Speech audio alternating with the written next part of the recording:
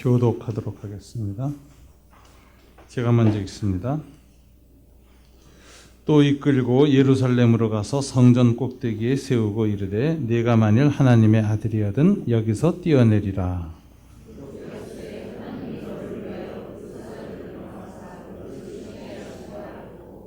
또한 그들이 손으로 너를 받들어 네 발이 몸에 부딪히지 않게 하시리라 하였느니라.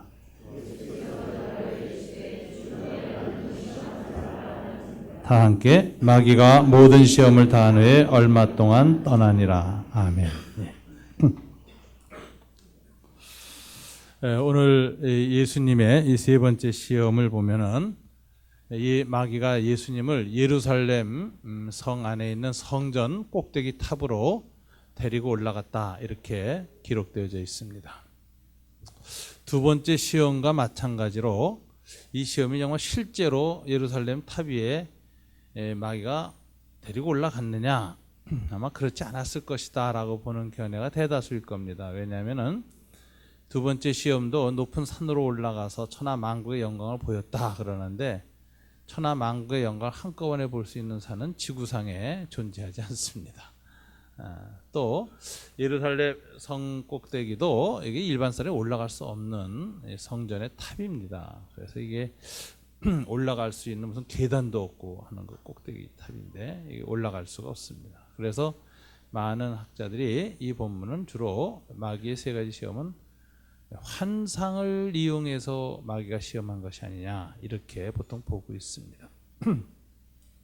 그럼에도 불구하고 이 마귀가 이제 오늘 이 시험을 성전 꼭대기에서 뛰어내리라 하는 시험을 줬는데, 이 시험의 그 내용은 메시아로서 하나님의 아들로서의 그 이적을 보여라, 종교적 이적을 행하라. 그럼 많은 사람들이 그 메시아 권능을 보고 너를 메시아로 존경하고 추앙하게 될 것이다. 그래서 이런 이적을 통해서 메시아로서 등극하라. 소위 이 종교 권력을 장악하도록 하는 유혹이다 하는 걸 우리가 알 수 있습니다. 근데 마태복음은 이 마귀의 시험의 순서가 누가복음하고 좀 바뀌어져 있습니다. 마태복음은 종교적 시험이 두 번째, 그 다음에 세상 만국의 권세를 주겠다고 하는 시험이 세 번째로 되어져 있는데, 누가는 마태하는 순서를 바꿔서 두 번째가 산 위에서 경배하라, 만국의 영광을 주겠다, 정치 권력에 대한 유혹이었고요. 세 번째 유혹이 오늘 종교 권력에 대한 유혹, 즉 예루살렘 성 성전탑에서 뛰어내려라. 그리하면 모든 사람이 너를 경배하게 될 것이다. 메시아를 인정받을 것이다. 이렇게 하는 것이에요. 왜 누가는 이렇게 순서를 마태와는 달리 이렇게 배열했을까? 여기에 대해서 누가는 역사가적인 안목을 갖고 있습니다. 그래서 누가는 그리스 사람이었고, 누가복음을 기록할 때도 상당히 히스토리컬 어프로치라고 해서 역사가로서의 누가, 이런 입장을 갖고 있습니다. 그래서 신학자들의 책 중에서도 역사가 누가라는 책이 이제 나올 정도예요. 역사적인 터치를 했다. 이렇게 시험의 순서가 바뀌는데도 역사에 대한 통찰력이 반영된 게 아닌가, 이렇게 봅니다. 역사적으로 보면 사람이 먹을 것 문제를 해결해 주면 혁명을 성공하고 왕이 됩니다. 그 다음에는 정치 권력을 장악해서 정치적인 제왕이 되죠. 그게 성공한 다음에는 그 정치 권력을 영원히 유지하기 위해서 마지막에 쓰는 게 왕의 신격화, 권력의 신격화예요. 그래서 우상숭배, 종교체제로 바뀌죠. 그래서 권력의 종교화 현상이 일어나는데, 느부갓네살 왕이 그랬잖아요. 제국을 건설하고 나서 황금 우상을 만들었고 신상에 절하게 했습니다. 로마의 황제 가이사들도 자기의 권력을 유지하기 위해서 로마 제국의 핵심 통치 이데올로기가 가이사 숭배 사상, 가이사를 신으로 섬기게 했습니다. 이런 현상은 뭐 근세에도 일어났는데, 일본의 천황 숭배, 이게 바로 그 일본 제국 통치의 핵심이었죠. 지금 현실 속에서 이런 모습을 가장 잘 볼 수 있는 게 이제 북한입니다. 이게 김일성 일가가 정치 권력을 장악하고 우상화하거든요. 백두혈통 이렇게 하면서. 그래서 이 권력의 신격화 현상이라는 건 역사적 발전 단계다 이렇게 보통 보는 거죠. 이게 자주 일어난 겁니다. 그러니까 누가는 그걸 본 거죠. 그래서 그런 역사에 대한 누가의 통찰력이 반영이 돼서 순서를 이렇게 마지막에 종교 권력으로의 유혹, 이것을 최후의 유혹으로 아마 반영한 것이 아닌가 싶습니다. 오늘 예수님에게 이 마귀가 와서 당신은 메시아로서 자기 자신을 이렇게 드러내고 이렇게 메시아로서의 추앙을 받으며 종교 권력을 장악하시오라고 이제 유혹을 최후로 했는데, 유혹하는 그 매개가 뭐였느냐, 뭘 매개로 해서 유혹을 했는가, 그걸 우리가 보면은 인간의 가장 기본적인 욕구를 매개로 해서 유혹을 했습니다. 그 기본적인 욕구를 뭐라고 하냐, 인정 욕구라고 부르는 거죠. 인정받고 싶은 욕구. 오늘 이제 이 마귀가 예수님께 이렇게 말해요. 만일 내가 하나님의 아들이거든, 이렇게 말했습니다. 여기에 관해서 제가 두어 주 전에 첫째 시험을 설교하면서 주석을 했습니다만은, 이 원문에 보면 내가 하나님의 그 아들이거든 하는 정관사가 없어요. the son, 더가 없어요. 그냥 하나님의 아들이거든이에요. 그래서 주석가들이 이 정관사가 있다면 뭘 의미하는 것이냐, 메시아를 의미하는 것이다.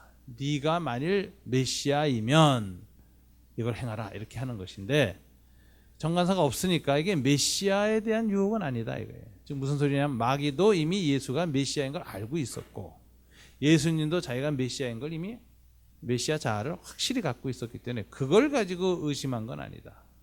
그럼 여기서 내가 하나님의 아들이거든 이라는 말은 뭐냐, 정관사가 없다는 걸 볼 때 이것은 단순한 부자 관계의 인격적 친밀성에 대한 시험이었다. 그걸 뒤흔드는 유혹이었다. 내가 아버지와의 아주 친밀한 관계, 정말 사랑받는 아들이라면 돌들을 변해 떡을 한번 만들어 봐라. 성전 탑 꼭대기에서 뛰어내려 봐라 하고 유혹한다는 거예요. 그래서 여기에서 마귀가 예수님을 유혹했던 그 매개가 뭐냐, 욕망이 뭐냐, 아버지의 아들로서의 인정받고 싶은 욕구, 이걸 매개로 해서 그 부자 간의 인격적 친밀성을 매개로 해서 유혹을 했다라는 것입니다. 인정받고 싶은 욕구가 인간한테 얼마나 가장 기본적인 욕구인가, 우리 마슬로우라는 사람의 인간의 5가지 욕구를 보면 잘 나타나 있죠.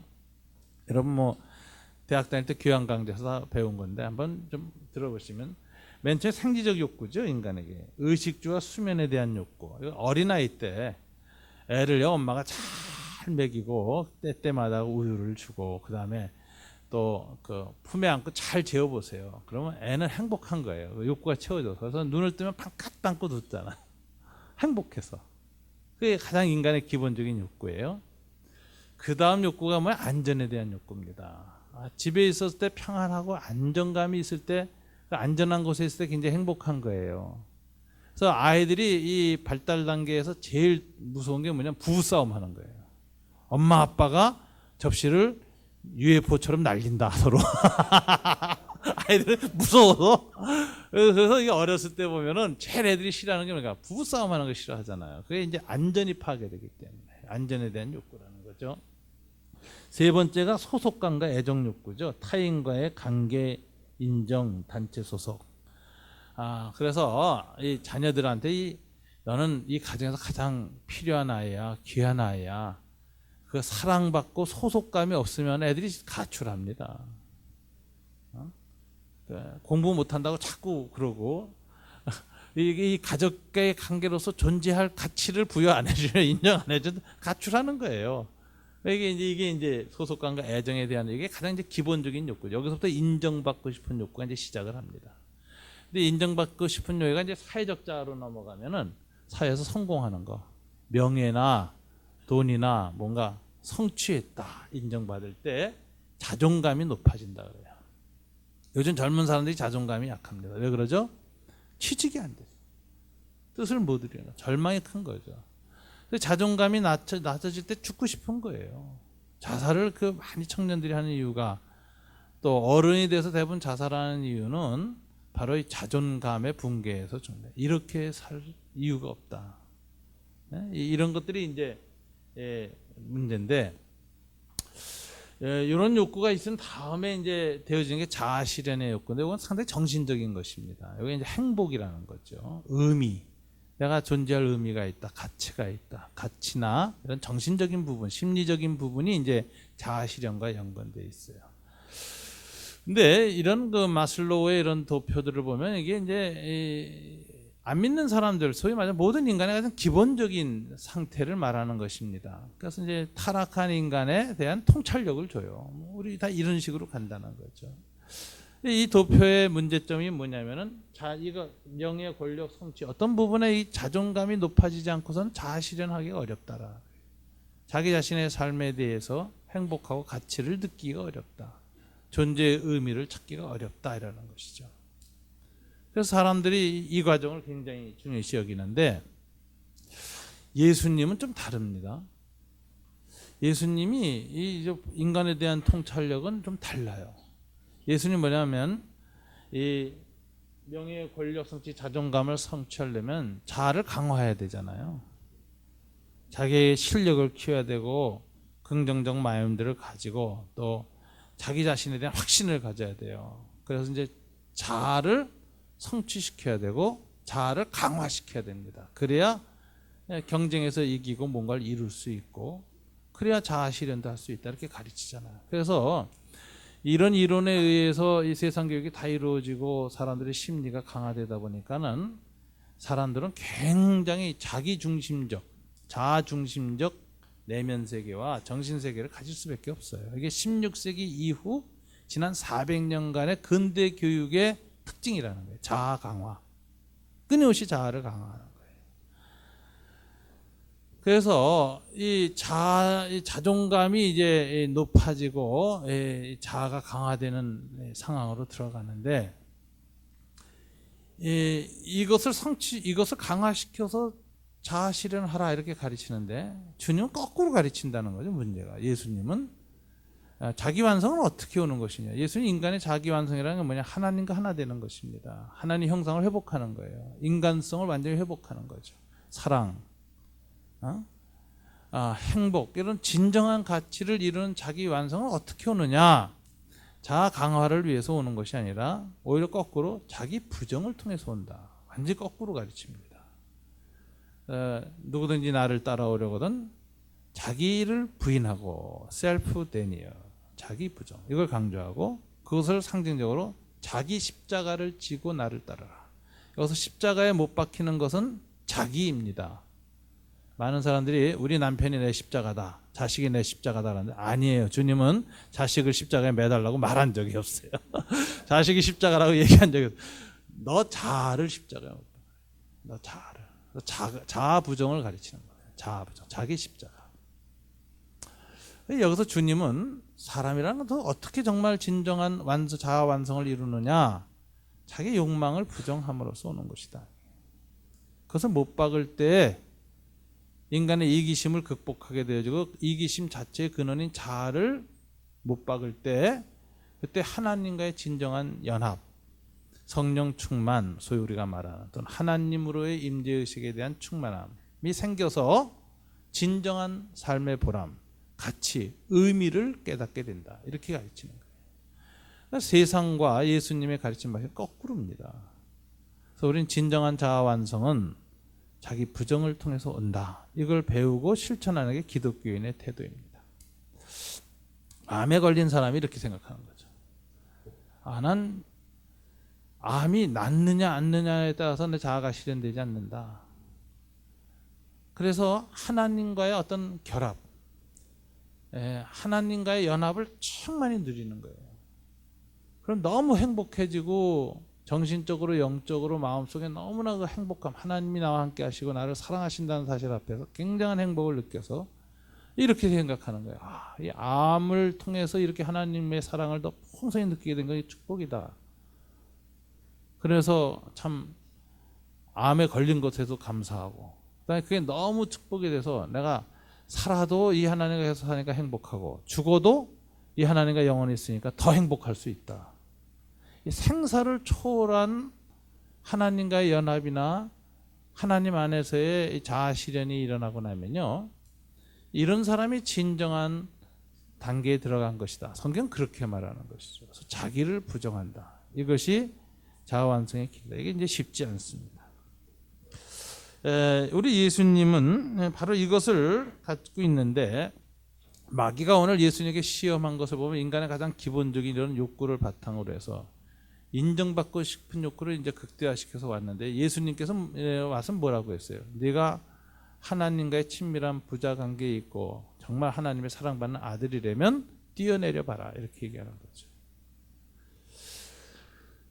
누군가를 시험한다는 것은 그 사람을 믿지 못할 때 시험하는 겁니다. 테스트하는 거죠. 믿지 못할 때. 예수님이 이 시험에 넘어가서 뛰어내렸다면 그 자체가 하나님에 대한 친밀감이 없다는 거예요. 반증이죠. 그래서 예수님이 거절합니다.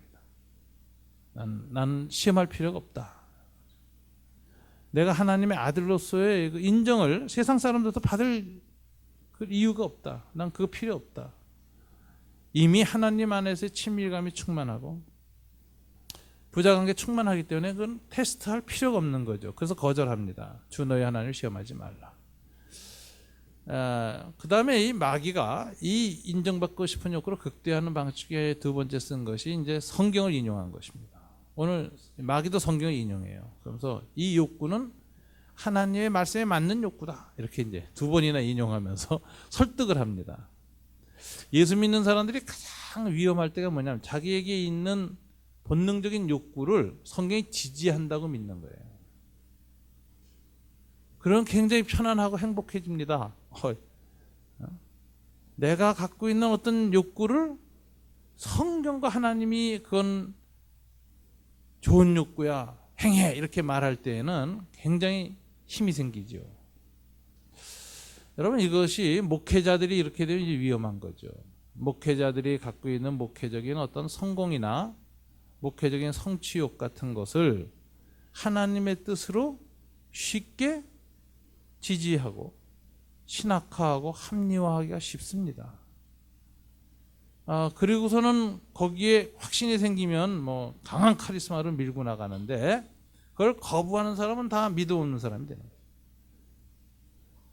그래서 인간의 야심을 하나님의 비전으로 뒤바꾸는데 성경이 이용됩니다. 성경 귀주를 쭉쭉 뽑아내죠. 그래서 이게 이 신학자나 목회자들이 이런 마귀의 유혹에 빠지기가 쉽고요. 교인들도 마찬가지예요. 교인들도 자기가 하는 행동을 항상 신앙적으로 합리화하지 않고서는 자기 양심이 기울어, 신앙 양심이. 합리화 시켜놓고 행하거든, 꼭 죄를 지을 때 보면. 이게 마귀가 오늘 예수님을 유혹하는 방식이 두 가지. 가장 근원적인 인정받고 싶은 욕구. 두 번째는 성경을 합리화시켜서 끌어냅니다. 이런 모습을 우리가 마귀의 유혹이 아주 특징으로 보는데, 이 마귀의 유혹은 특별히 이제 마귀 투사적 유혹이다 그렇게 하는데, 이 유혹을 마귀가 왜 했을까? 마귀가 가장 인정받고 싶은 욕구에 시달렸다는 거예요. 마귀 자체가. 지난번에도 저 책을 한번 소개한 적이 있습니다. 스카펙이라는 분의 글에 나오는 건데, 이 마귀에 대한 심리 분석에서 나왔는데, 마귀는 자기가 전능한 존재죠. 피조물 중에 가장 완벽했습니다. 가장 완전하게 아름다웠습니다. 전능했습니다. 자기 모습을 보는 순간에 너무너무 자기가 아름다우고 완벽해요. 그래서 자기 우상숭배, 자기 예찬에 빠져요. 이것을 자기애 현상이라고 해요. 자기를 너무 사랑하게 된다. 그래서 이걸 나르시시즘이라고 그러잖아요. 마귀의 심리의 문제점은 나르시시즘이었다라는 거예요. 자기에 대한 예찬에 빠졌어요. 그래서 마녀들이, 이 마귀하고 같은 반열에 있는 마녀들이 매일 아침에 하는 게 뭡니까? 자기 예찬, 거울을 불러다 놓고 거울아 거울아 이 세상에서 누가 제일 이쁘니? 인정받고 싶은 거예요. 거울한테. 누구로부터 인정을 받지 못할 때 못 견디는 거예요. 마귀가 그 상태로 갔다는 거예요. 그래서 자기보다 더 전능한 존재가 객관적으로 있던 없던 상관없이, 더 완벽한 존재가 있던 없던 상관없이, 저 아름다운 존재가 있던 어떤 상관없이 인정 안 한다는 거죠. 그리고 자기 자신만이 아름답다. 이게 인정받고 싶은 욕구가 하나님으로부터 채워지지 못해가지고 자기 자아에 대한 충족으로 간 전형적인 형태가 마귀의 내면이라는 겁니다. 그래서 마귀는 끊임없이 하나님처럼 인정받고 싶은 욕구에 시달려요. 그래서 사람한테 와서도 뭐라고 해요? 야, 선악과 따먹어라. 그럼 너가 뭐처럼 돼? 하나님같이 돼. 아이. 자기의 이 욕구를 그대로 인간한테 투사시켜서 끌어냅니다. 이건 마귀 투사적인 유혹이죠. 그 다음에 예수님께 와서도 뭐라고 해요? 야, 하나님께 절하듯이 내게 절만 한번 해라. 이거 다 주마. 마귀는 이 비참한 존재예요. 인정받고 싶어서.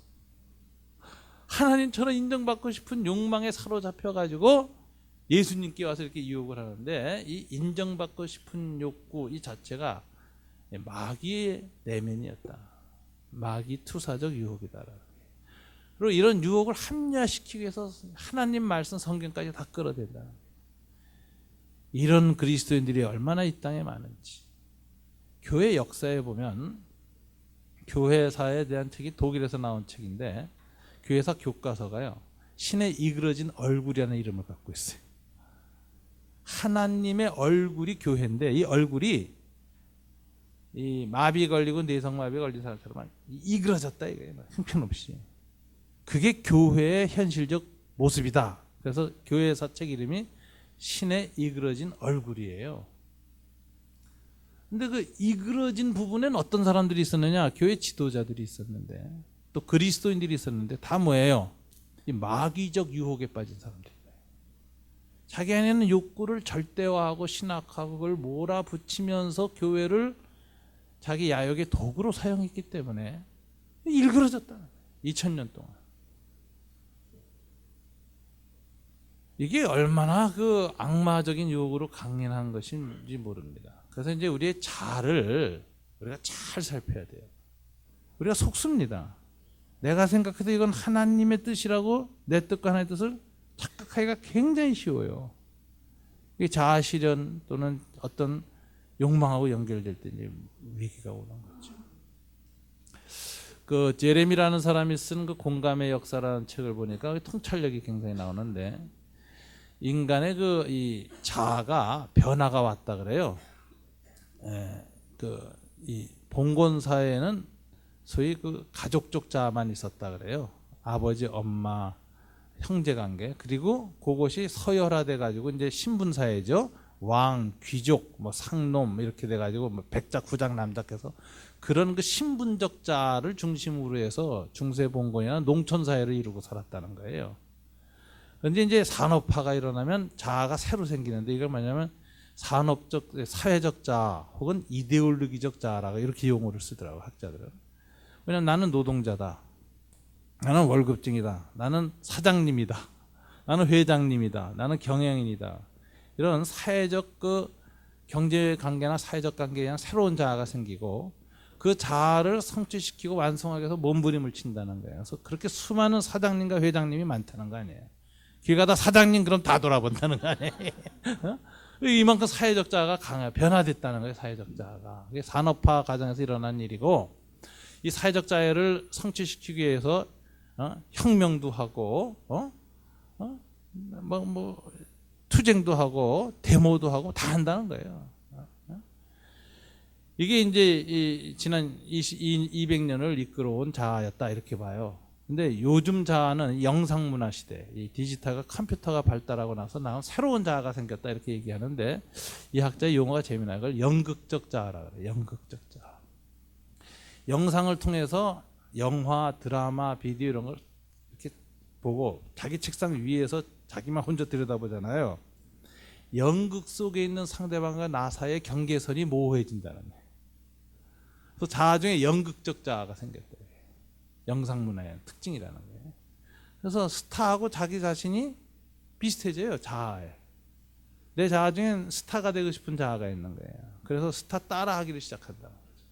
그 전까지는 열광만 했는데 이제는 얼굴을 고치기 시작한다. 스타가 입었던 옷으로 따라 입기 시작한다. 장식을 시작한다. 그래서 연극적 자아가 강화됐다. 이게 이제 이 영상 문화의 시대의 새로운 자아의 출현이다. 이렇게 얘기를 해요. 이제 이런 사람들의 문제점이 뭐냐면은, 이 연극적 자아는 이 무대 위에서 강화됩니다. 다 무대에 서고 싶어요. 그래서 가수 되려는 사람이 그렇게 많아지고 이 카메라 앞에 서는 직장이 최고의 직장이 되는 거예요. 그게 가장 성취욕이 큰 거죠. 다 그쪽으로 사람들이 이제 몰려간다는 거예요. 그래서 이제 의사 변호사 시대가 끝났다 이런 말을 하잖아요, 요즘.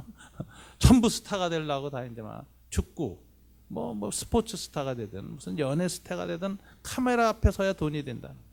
광고를 해도 뭐를 해도 그냥 떼돈으로 막 일생벌돈을 막 순식간에 벌어버려. 이러니까 딱 그렇게 해서 연극적 자아가 강화된다라는 거예요. 연극적 자아가 가진 사람들의 문제는 뭐냐면은 카메라 앞에서 통해서 투사되는 자기 이미지하고 자기 진정한 삶의 그 실제하고 너무 다르다는 거예요. 이 괴리가 커요. 여기 때문에 허전해요. 그래서 이제 배우들이나 이런 사람들이 연극적 자아에 몰입돼서 연기를 하고 난 다음에 우울증에 시달리잖아요. 현실로 돌아오면 아니잖아요. 그 사이가 굉장히 고통스럽다는 거죠. 여러분 이 연극적 자아하고 연관돼서 교회 안에서 일어나는 현상에 대해서 연구하는 분들이 있는데 이 교회에서 연극적 자아에 도취돼서 자기 이미지하고 자기 실생활사의 괴리를 구분 못하는 사람들이 있다는 거예요. 자아 도취 환자들. 누구냐? 무대에 서는 사람들이에요. 이 복음성 인도자들. 복음성 인도하고 찬양할 때 막 열광하고 박수치고 막 이럴 때 그 상태의 신앙이 자기의 평소 신앙으로 착각한다는 거예요.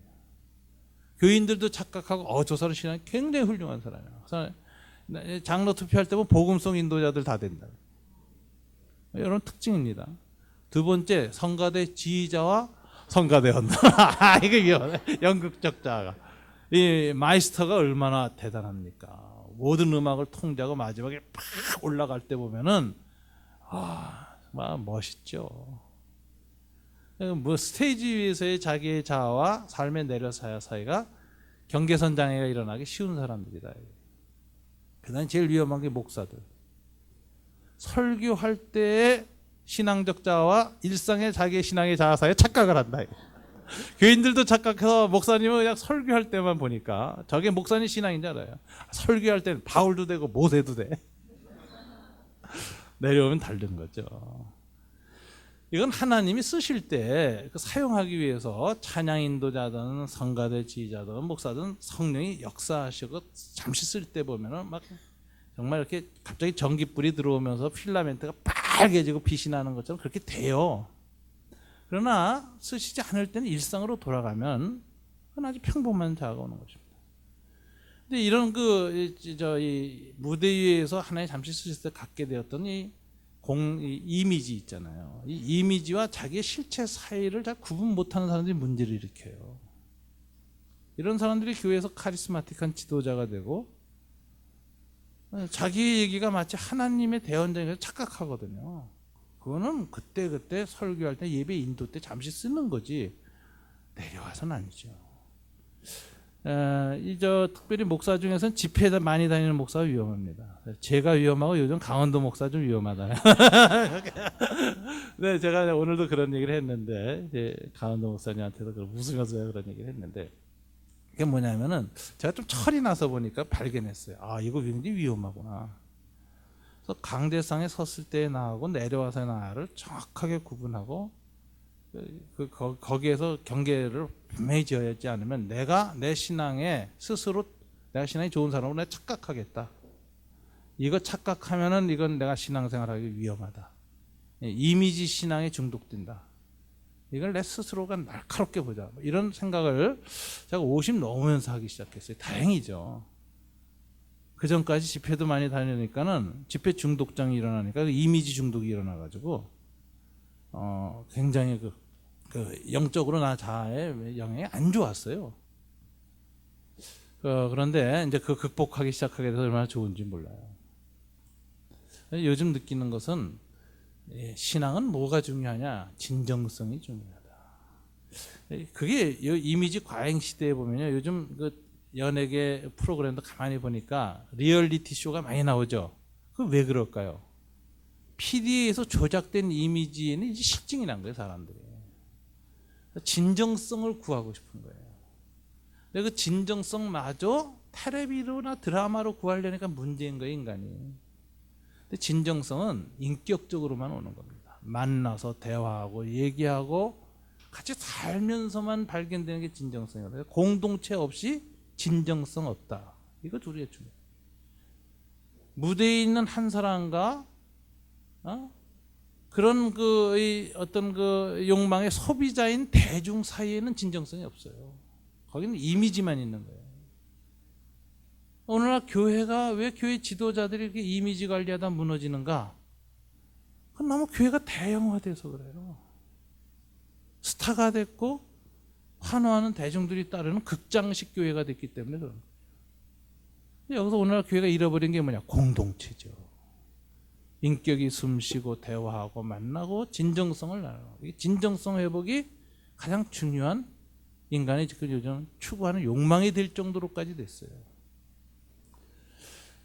신앙생활은 그렇습니다. 진정성이 중요한 겁니다.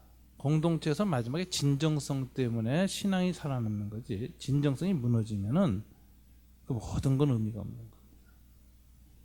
그래서 이 좋은 교회란 뭐냐? 공동체성이 있는 거예요. 인격적 진정성이 확인되는 크기, 이런 게 굉장히, 그래서 이런 것들을 사회학자들은 휴먼 스케일드 커뮤니티라고 하죠. 인간성이 유지되는 공동체, 이렇게 얘기해요. 조직과 시스템 중심이 아닌 교회. 이런 교회를 어떻게 만드냐, 이게 숙제거든요. 근데 마귀는 끊임없이 와서 이미지를 창출하라 말아야지.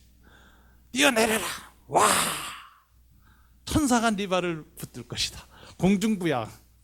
와, 우리 목사님, 이렇게 된다는 거죠. 그 마귀가 요구한 게 그거예요. 그리고 이거 옳은 거다, 이거 성경적으로도 옳다, 이렇게 얘기하는 거예요. 근데 예수님은 그걸 극복하십니다. 예수님 극복하가 두 가지죠. 자기 부정. 그런 것으로 아버지와의 인격 관계를 테스트할 필요가 없다. 자기 욕망. 인간 안에는 그 무서운 인정받고 싶은 욕망, 메시아로 인정받고 싶은 메시아 욕망 같은 걸 예수님 부정하셨죠. 셀프 데니얼, 자기 부정을 하셨다. 그 다음에 마귀의 시험을 극복하는 방법은 딱 하나입니다. 마귀 자체가 이 친밀성, 인정받고 싶은 욕구가 부족해서 이것이 투사된 욕망 아니에요? 그걸 물리치는 방법은 딱 하나예요. 친밀성 자체. 하나님과의 친밀성이 있으면 되는 겁니다. 주의 너희 하나님을 시험하지 말라 하고 이제 믿음으로 물리치는데, 여기서 말하는 믿음은, 하나님에 대한 믿음은, 테스트가 필요 없는 믿음은 교리적 믿음에서 오지 않습니다.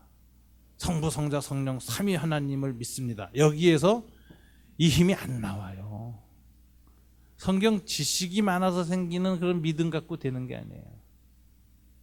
여기서 말하는 예수님이 마귀의 유혹을 물리친 이 믿음은, 하나님을 테스트할 필요가 없는 믿음은 어디서 나온 것일까요? 평소에 하나님과 인격적으로 친밀했기 때문에. 친밀한데, 친하고 다 아는데 테스트할 필요 없잖아요. 그래서 주 너희 하나님을 시험하지 말라 이랬는데, 이것은 교리적인 것이거나 지식적인 그런 믿음이 아니라 뭐죠? 평소에 인격적인 친밀성에서만 나온 승리였다. 마귀를 이기는 길은 그 길뿐이다. 자기 자신의 욕망을 이기는 길도 그 길뿐이고, 사탄을 이기는 길도 그 길뿐이다. 그래서 자기 부정, 그리고 하나님과의 인격적, 영적 친밀성을 강화시키고 회복하는 것입니다. 저도 오늘 이 말씀을 준비하고 또 아침에 기도하면서 기도 중에 하나님 앞에서 그런 마음이 들더라고요. 친밀성 강화가 숙제다. 평생의 숙제다. 끝까지 그것을 강화시키는 길로 가야지, 너무 바쁘고 너무 여기저기 돌아다니다가 친밀성 강화하는 시간을 약화되면, 기도하는 시간이나 하나님 말씀 앞에 머무는 시간이나 주님 임재 가운데 거하는 시간이 약화되면 이건 마귀 쪽으로 끌려가는 거다. 조심해라. 제가 반성을 많이 요즘 하게 됩니다. 이게 참 여기저기서 뭐 이거 일을 하라고 끌어당기는 유혹이 점점 많아지네요. 그런데 이거 빨리 이걸 잘 극복해야 되겠다. 더 바빠지면 안 되겠다. 있던 것도 많이 내려놔야 되겠다. 이 생각을 참 많이 오늘 아침 하게 되면서 마음속으로 사순절 기간 이 동안 뭘 강화해야 될까? 우선 하나님과 친밀성을 강화해야 되겠다. 큐티도 하고 저녁에 묵상도 하면서 주님을 자꾸 생각하고 십자가에 가신 주님을 묵상하자. 이 마귀의 첫 번째 오늘 이 공생의 초기의 유혹이 내가 만일 하나님의 아들이여든이라고 시작했잖아요. 근데 이 마귀의 유혹은 예수님의 공생의 마지막까지 계속됩니다. 오늘 본문에 보면 마귀가 잠시 동안 예수를 떠나니라 그랬는데 누가에만 있어요. 이게 잠시 동안이란 부사가. 이건 누가가 뭘 얘기하는 거냐면 이 유혹은 예수님의 생애 평생을 쫓아왔다는 거예요. 또다시 찾아왔다는 거예요. 그리고 저와 여러분에게도 계속 죽을 때까지 오는 유혹이 바로 이 유혹이다라는 거예요. 근데 예수님의 생애를 보면 예수님이 마지막 십자가에 매달렸을 때도 이 유혹이 마귀가 찾아옵니다. 예수 밑에 있던 유대인 무리들이 뭐라고 외치죠? 네가 만일 하나님의 아들이여든 그 십자가에서 먼저 내려와라.